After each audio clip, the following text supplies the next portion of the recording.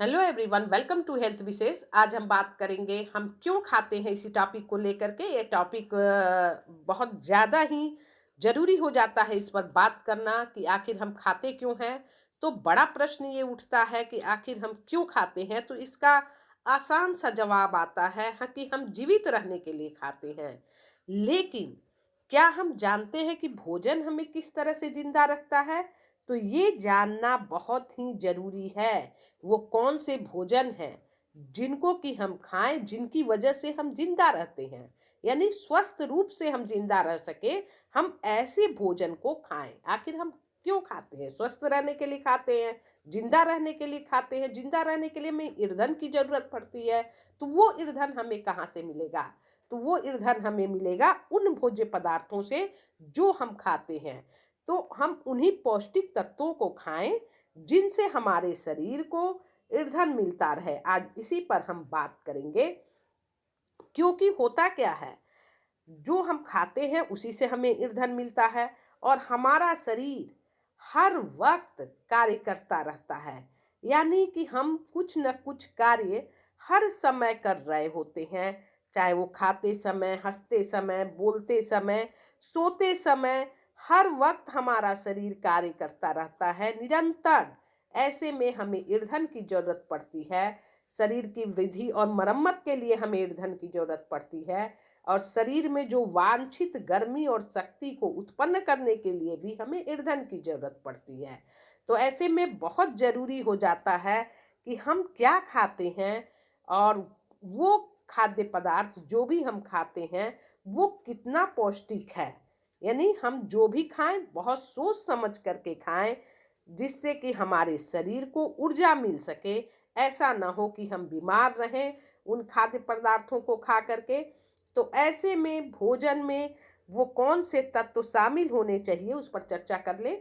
हमारे भोजन में प्रोटीन, खनिज लवण, कार्बोहाइड्रेट्स, चर्बी और विटामिन्स की ज़रूरत होती है, जो कि हमारे शरीर के लिए बहुत ही ज़रूरत होती है। हमारे शरीर के पैरामीटर को चलाए रखने के लिए, क्योंकि निरंतर हमारा शरीर कार्य करता रहता है। ऐसे में इन भोज्य पदार्थों की, विटामिन्स की बहुत ही ज़रूरत पड़ती है। इसके अलावा जो प्रोटीन है वो हमारे शरीर में किस तरह से कार्य करता है उसकी भी बात कर ले। आहार तत्वों में प्रोटीन पहले नंबर पे आता है। और प्रोटीन जो है हमारे शरीर के मरम्मत के लिए बहुत ही जरूरी है।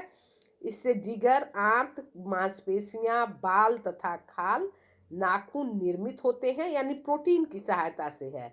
बच्चे के लिए भी प्रोटीन की बहुत ज़रूरत होती है।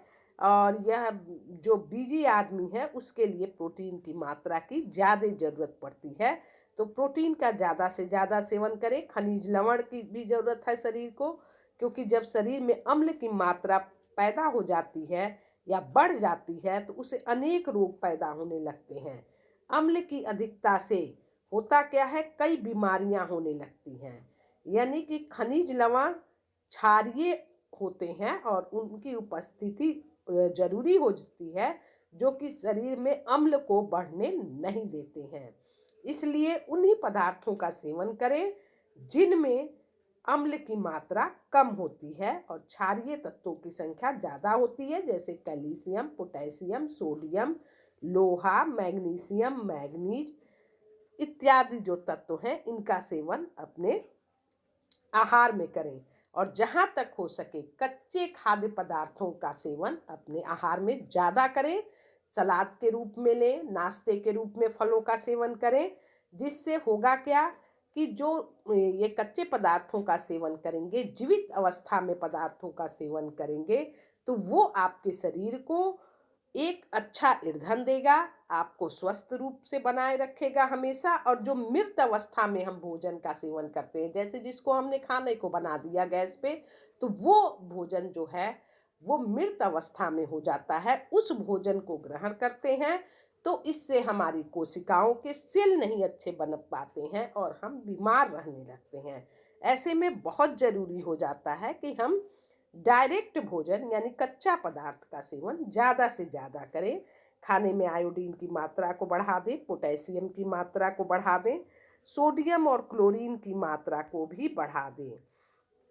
इसके अलावा जो कार्बोहाइड्रेट्स है वो भी हमारे शरीर के लिए जरूरी होता है, क्योंकि वो कार्बोहाइड्रेट्स अनाज, सब्जियां और फलों द्वारा मिलते हैं।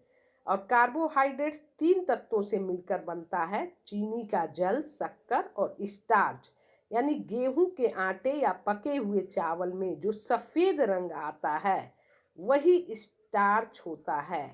शर्करा, स्टार्च और सेल्यूलोज ये सभी कार्बोहाइड्रेट्स हैं और ये हमारे शरीर के लिए बहुत ही जरूरी होते हैं।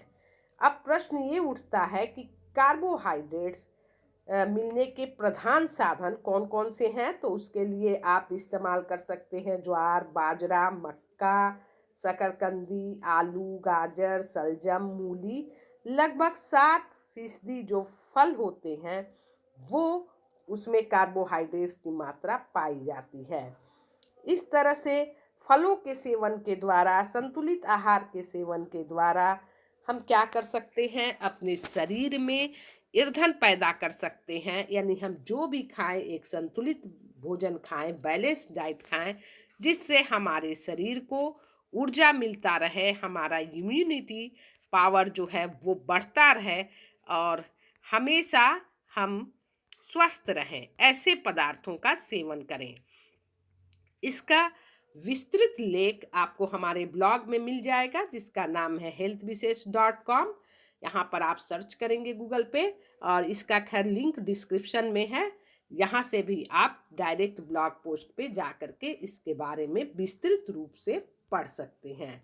फिलहाल इस अपडेट में इतना ही। अगली खबर के लिए बने रहिए हमारे चैनल पर। फिर मिलते हैं नेक्स्ट वीडियो में नई अपडेट के साथ। तब तक के लिए थैंक्स फॉर वॉचिंग। थैंक